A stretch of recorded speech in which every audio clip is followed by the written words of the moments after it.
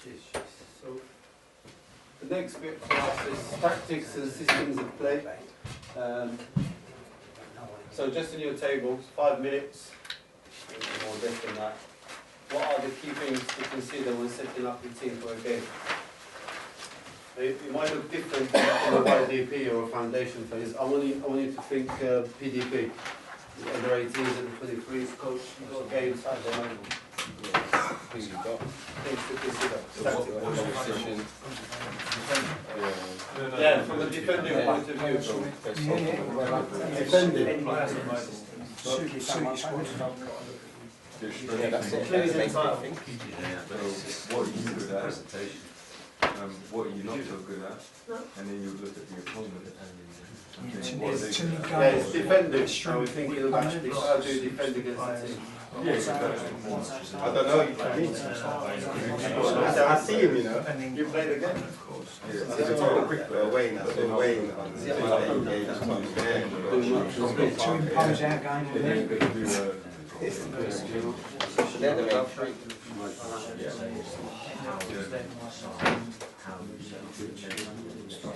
Small. Position of competition. How do you need a point? You need to win. All the answers there, isn't it? I've got a gaff with me now. That's hilarious. Could be conditions. Went out early dog. We're in possession. Jordan's a master, and they know, then I'm like, no. What do you mean? What do you mean? When was that? When was that that pulled you out? Was you doing that?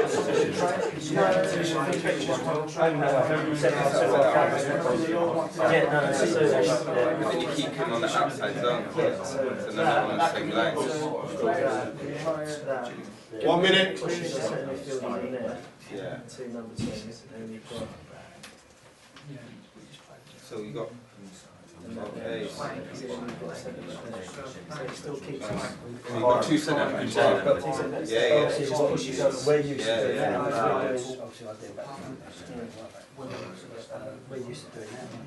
Yeah. No, but when depending on the personnel, like if we've got 2 really good wingers, then like a Dre or a German, we keep them out. They're the main ones. Whereas Could be philosophy mirror the first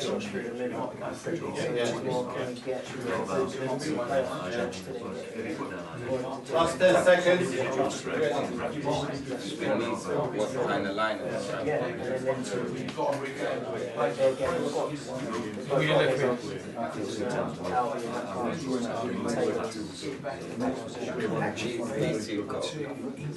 Lewis team player returning from It's Ryan and Ken. from injury. And it was Jordan. I've had to. Only 2. Only 2 now.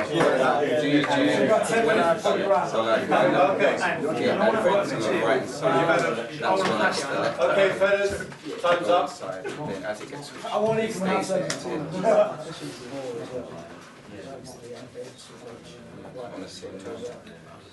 I need at least 1 or 2 points from each table to see. And we obviously we said opponents, Yeah. players that you've got available, and you stress that. String table off. Perfect. And then, yeah. Perfect. We said a few more. Yeah. Reese? Yeah, we said we might be mirroring the first team requirements, so teaching the shape of the first team, or incorporating a first team player that's returning from injury. You might have to do it to incorporate him in the same way that he would be incorporated in the first team. Maybe for the Jason's group to increase. We said to impose our strengths on the opposition. Yeah. Believe in your philosophy. Yeah. Good. Gil? We put personnel, opposition, the weather, Weather. the pitch, different games that we play. So if it's a cup game or in terms of the games program. Yeah. For me, within the YTP, I don't think, when it's a decision making when you play up against, say, Chelsea, Arsenal. Yeah. What do you do? What do you change? Yeah, PDP. For me, I rather instead of going against a low block, I'd rather go high and really go at them just to see, because the kids at the end of the day, I don't think they'll have the tactical understanding. Yeah, that's what we sort of, the question was mainly for PDP. Like if you're the 23s, 18s coach, how do you prepare your team defensively? Set plays been mentioned? Not yet, yeah. Yeah, that was one that we had different. So for instance, 18s, you played Burnley on Saturday, and you had scouted that they play direct from, or can launch a throw into the box, Rory Delap style. So then you set up the boys to counteract that. I think that comes under opponents. Is that what you mean by that, Dave? Yeah. Strengths and weaknesses. So what do they do? How do we stop them from doing that? Set plays, etc. So this is obviously points. They're not different to what you, I'm sure most of them, or all of them are in there. So position formation. What formation do they play? Style of play, playing through the thirds. Are they a direct team? Set plays, obviously goalkeeper. Key players, playmakers or weak links. We identify maybe we go high press against a weaker centre back. Our starting lineup, because that can change, that can have an impact. If you have too many midfielders and no forwards, you might change from a 4-3-3 to a 4-4-2. That dictates. Things to consider externally is change of personnel, us and them. So it could be us. That could be we go down to 10 men. There's a change of personnel. How do you deal with that? Change of formation within the game, and that happens very often because it's all about, well, not all, but mostly about winning in that phase. And teams will just try something different in the last 15 minutes, and how do you counter that? And obviously that's been mentioned, weather conditions, what the pitch is like, is the wind with us, against us. You might go into a game thinking we go for a high press, and then the wind suddenly is against you, and it's with the opposition. So if you're going for a high press, that might not, or vice versa. Hams, what would you say that players would be more comfortable with in doing? Like high press or low block? What would they? I think the strikers would like a mid block, Yeah. the forwards, and the defenders would like a lower block, because they don't want to run, they don't want to high press. And there'll be examples of that. Yeah. Because if they press in high, defenders will always say, oh, let's sit a little bit deeper, because they don't want to be exposed in behind. And the forwards, they don't want just pressing from the front. So, but it's not up to them, so it's up to the system of play. So these are the common systems that we play against, the formations. So that's your normal 4-3-3 with one sitter and two attacking. That's 4-4-1-1, Millwall. Whitehawk in the Youth Cup, they played 4-4-2 classic. Colchester United, two sitters and one number 10. And these are the most common ones in our phase, similar to the YDP really. So we set up against them, for example, this is Ipswich 2 weeks ago.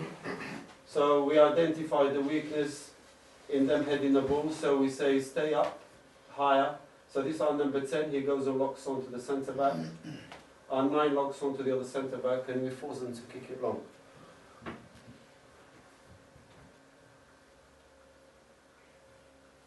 And that's an example of us, like you said there, forcing them to play the way we want them to play. And then we win the first and second ball. Similarly, same game, so we stay in high. Now if they brave to play out, so we lock in and they brave, pause, and I'd like you to see what trying God in here. So initially, go back a little bit. So initially he thinks they're going to kick it long, because this is what we're setting up to do. And then the players, they have to be coached in terms of knowing that now it's not going to go long, it's going to go short, and he leaves this one and goes and presses this one, who is most dangerous, to stop them from playing into midfield. Force them to go long again, and then move in first and second ball. Just as an example. So this is, pause. So the first one, the clip was, do we make them kick it? Do we allow them to play out? This is more of, do we show them in? Do we show them out? Obviously, as a club in our academy, we all show outside, don't we? But then, in these conditions, sometimes, here we're down to 10 men against Bolton, and then you might change things slightly within the game. Play. So now ball goes to the fullback. Ryan Godin is the widest player. Pause. Just go back there. When the 3 had the ball. So now, in my opinion, don't know what you think, I think he should be coming around to show outside to the wide player. And because Joe Powell as a right back, he's locking on to this wide forward, and then he's got less space to play in. But he doesn't. Pause. For me, this is bad play forward because he could find number 9 here to feet, and then suddenly they just bypassed our midfield by 1 pass. So, and that links into the key points that Jason and Sergi spoke about: speed of approach, angle of approach, show in, show out. So the key points are still the same. Play. So eventually they're getting behind us. Not to mention the recovery runs. And that could have been a goal. So that's a good example of us showing out. So pause, Alex is showing out, Luke Carey is inviting his pass, we're tight, play, the ball goes into the 9, and then Sam Luusu intercepts it, because he's there, he's tight, he recognises that we have to go tighter, and then we play from there.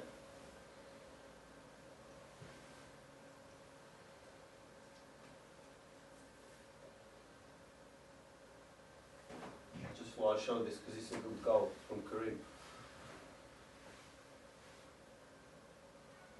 So that wouldn't happen if we didn't press as collectively, and Sam Nusu anticipates that the ball is coming to the number 9's feet and win the ball.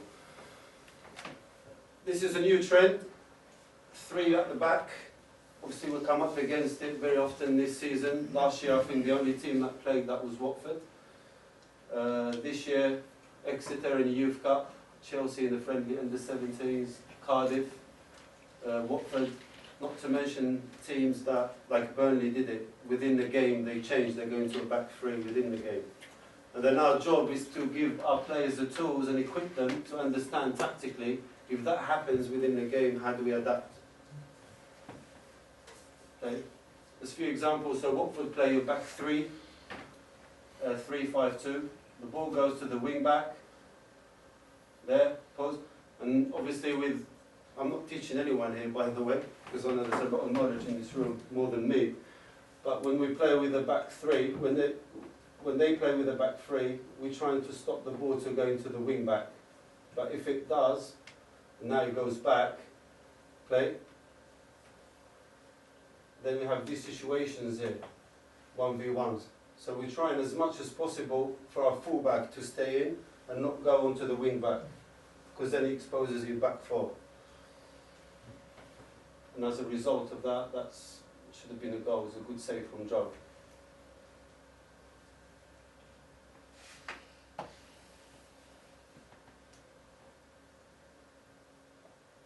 Again, this is against Palace, pause.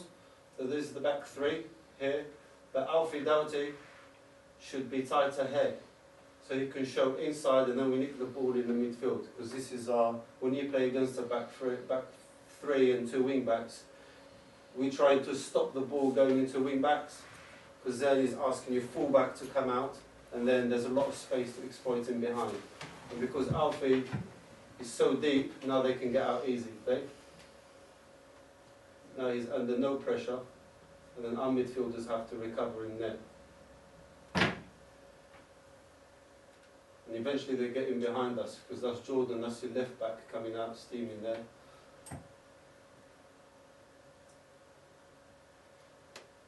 But this is a bad example. This is 23s against Bristol last weekend. So your fullback comes out. This is the situations that you don't really want.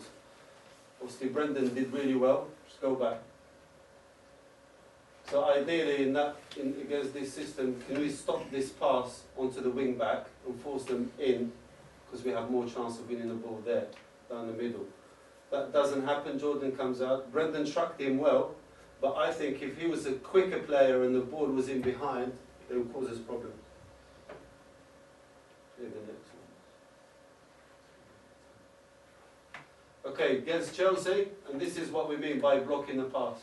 Pause there. So Karim comes in and block that pass onto the wing back and show him in. The And you talk about angles and distances, so look where Joel is in terms of his distance. He's not close enough. Ryan is not close enough. As a result, so he's doing his job. As a result, there's space in behind, and they get out too easy.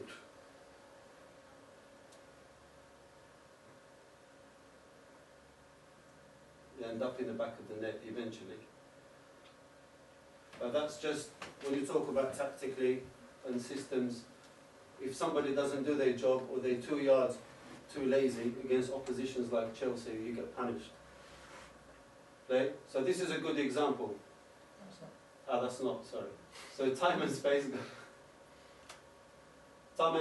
on the ball, and our back four are still too high. Again.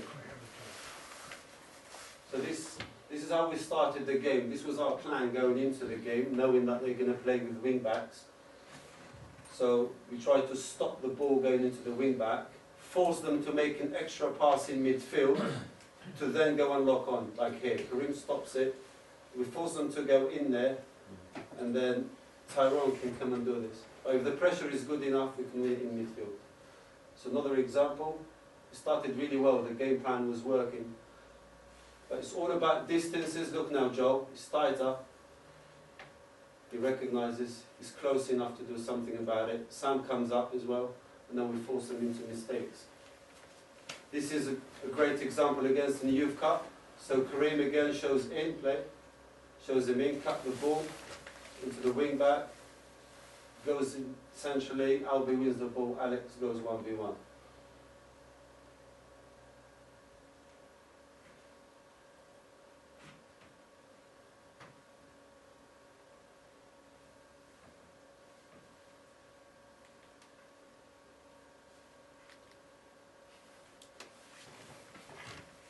So yeah, so I guess it's just sort of giving the boys the information and giving them the tools to deal with these situations, whether they play with a back three or play with a back four or back five. The most important thing for all of us here, that the principles don't change. The speed of approach, all the things that you've put in that sheet, from YB, from peak, from the foundation phase up to the first team level, you still coach that consistently. In terms of speed of approach, angle of approach, when to go tight, when to pull and tactics. That's it. You're right there, 1:45, so we've got 10 minutes, 12 minutes to get ourselves up to pitch 8, is it?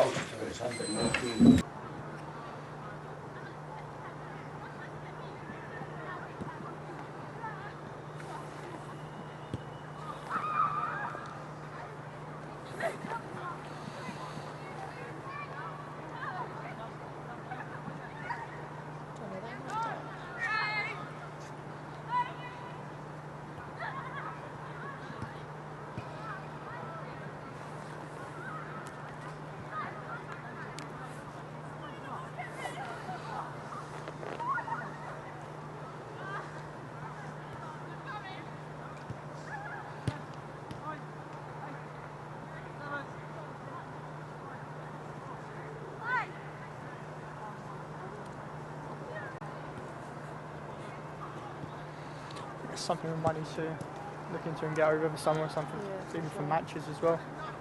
We looked at, or I briefly looked at, so when Ad does like CCF, so he has a earpiece and the coach has a microphone, similar to what the referees use. Yeah. But that was only for obviously a couple of things. But yeah, would that work for something like this, to record the 100%. audio? Because otherwise this bit's a little, like, you can't hear what Hamza's saying, it's quite important, I guess.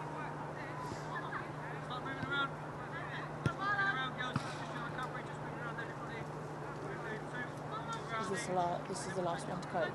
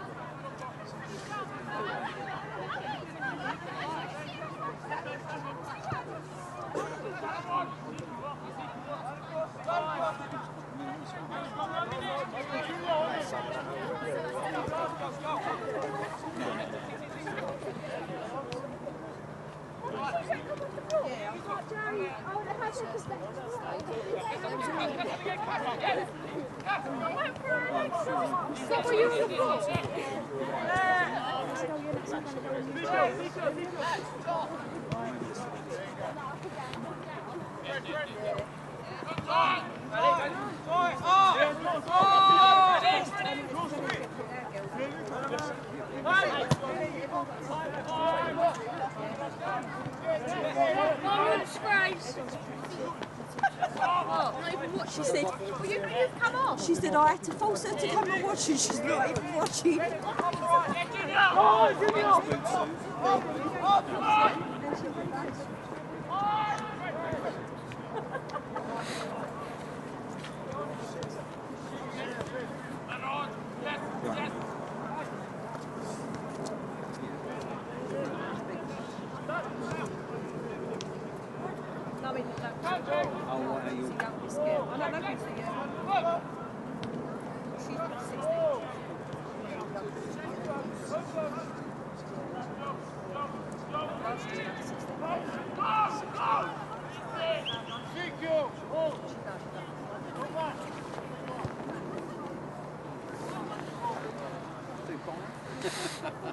To get it for a 12th birthday present. Oh, that is not really. She was bullshit though, they had 16.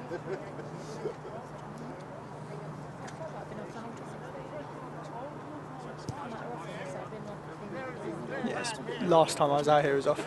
It's probably about a week or two ago. see.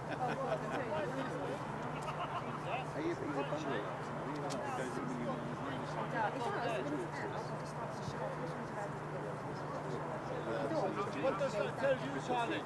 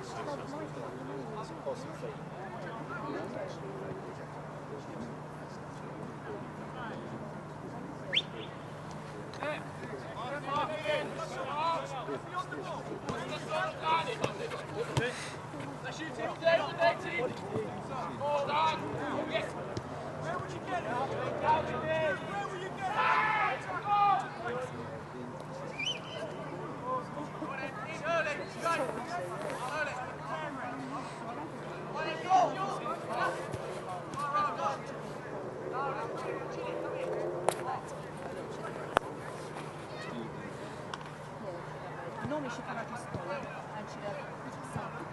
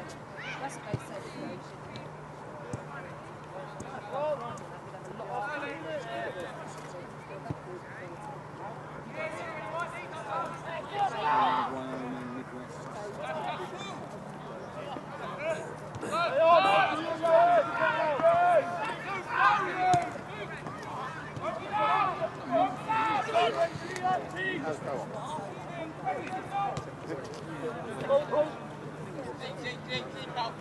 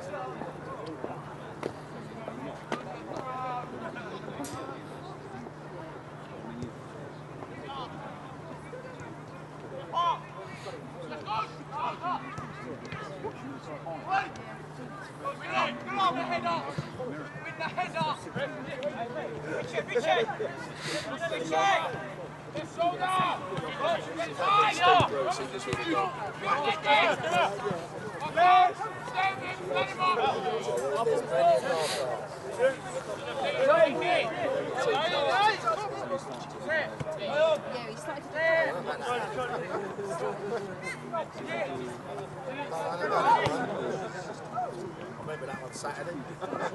60-year-old man. Right, just checking. Yeah, it's all good.